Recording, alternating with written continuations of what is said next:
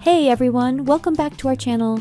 In this video, we'll teach you how to find the installation date of apps in Windows 11. Now, you might be wondering why knowing the install date of your apps is even important. Well, it can come in handy for various reasons. Perhaps you want to keep track of when you installed a specific program or troubleshoot any issues that might have occurred after installation.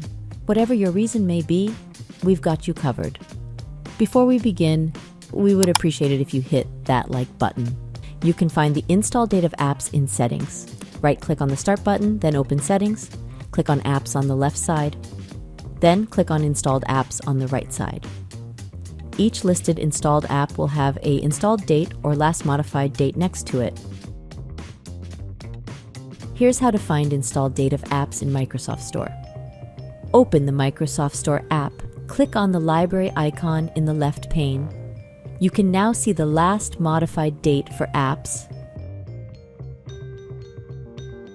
Thank you for tuning in. If you enjoyed this video, please consider subscribing to our channel for more helpful content. We appreciate your support.